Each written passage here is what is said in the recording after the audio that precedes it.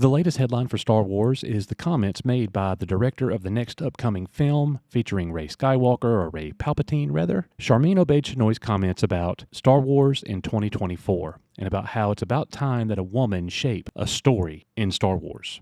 This is just the fulfillment of the agenda laid out by Kathleen Kennedy nearly a decade ago. Lucasfilm President Kathy Kennedy was a keynote speaker for the Fortune Women of Power Summit in 2015. Back then, she laid out her plans, her vision, her thoughts on feminism, and what she wants her legacy to be. That was 9 years ago. In today's video, we look back at what she said and analyze the steps that she has taken that have been majorly destructive for George Lucas's creation, and ultimately hurting Star Wars and its fandom. Buckle up, guys.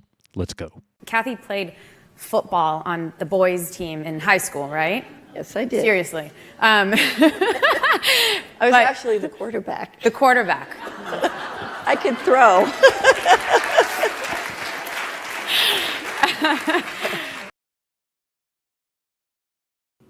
If you remember back in 2015, Fortune held the most powerful women's summit, and Kathleen Kennedy was a keynote speaker. During that interview on stage, Kathleen Kennedy laid out her plans for Lucasfilm and Star Wars. Today we're going to take a look back at those comments and see just how they were fulfilled. And I got to tell you guys, spoiler warning, they were fulfilled in the biggest of ways. And I mean, not very good either. Here we go.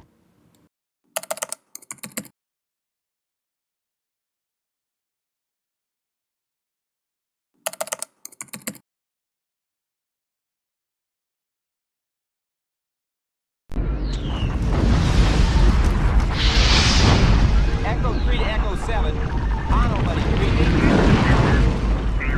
Echo Station 3T8.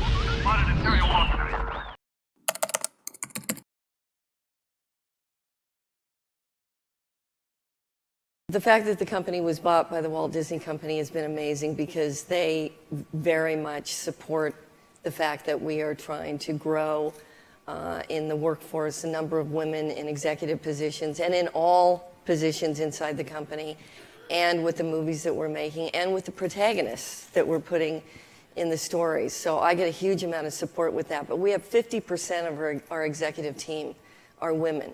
Mm-hmm. And 6 out of 8 of the people in my story group are women.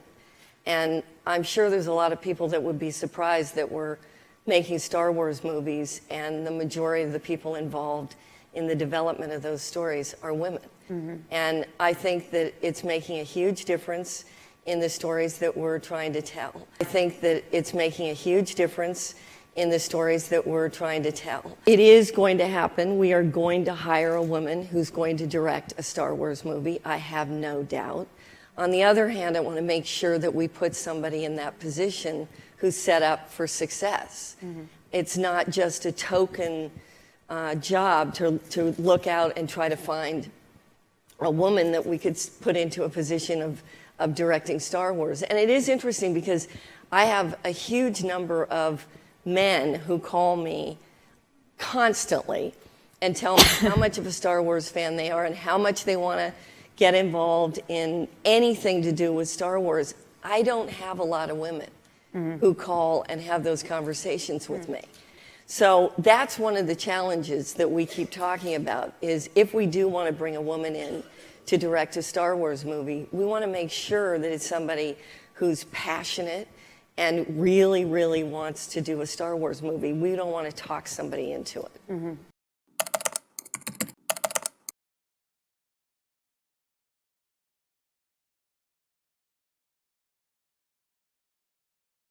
It's something that is very, very perplexing because the media tends to go after the statistics on women directing and women writing, but it's really more to do with women getting involved and getting jobs in all aspects of the entertainment industry, and that's what I feel hasn't changed. I just recently went to a Saturday Night Live taping, and I was sitting at the front row of the balcony, and I leaned over and I was looking at a number of the people on the floor operating camera and stage managing, and all of a sudden I was like, I turned to my husband, I said, look, there are no women.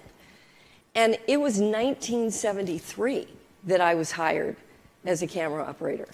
And there are still no women. And that's just, it's completely unacceptable. I have no idea why we can't change that. Why? T-shirt that I ran down on the Comic-Con floor and grabbed and put on before the Comic-Con convention. But that's an example where, it just shows that anybody who steps out and does something of quality, they find that there's plenty of young girls and women out there that are just as interested as the boys. Mm-hmm.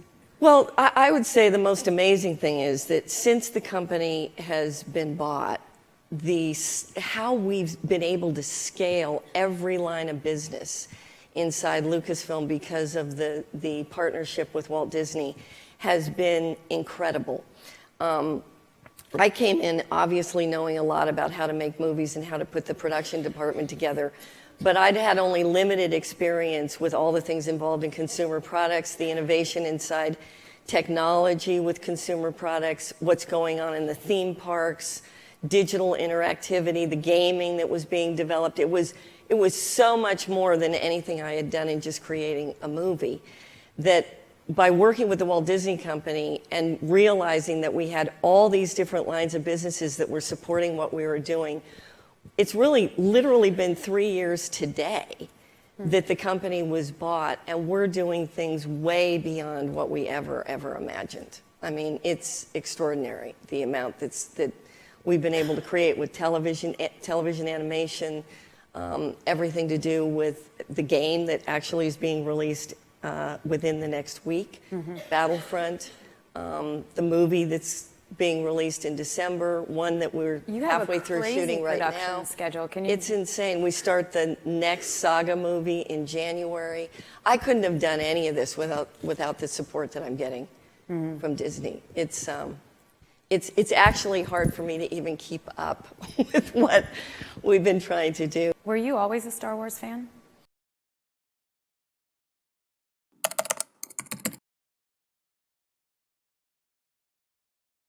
I was a Star Wars fan in the fact that I had already decided to become a film major in college when the movie came out. And there's no question that it was a groundbreaking movie. I mean, what George Lucas created right from the moment New Hope was released, I think anybody and everybody, certainly that was studying film like I was, recognized that he had created something that was a complete and total game changer in the way that we tell stories. And I think that that's something inside the company that I still find the most interesting, which is that George recognized that taking stories to drive technology was one of the most important things you could do.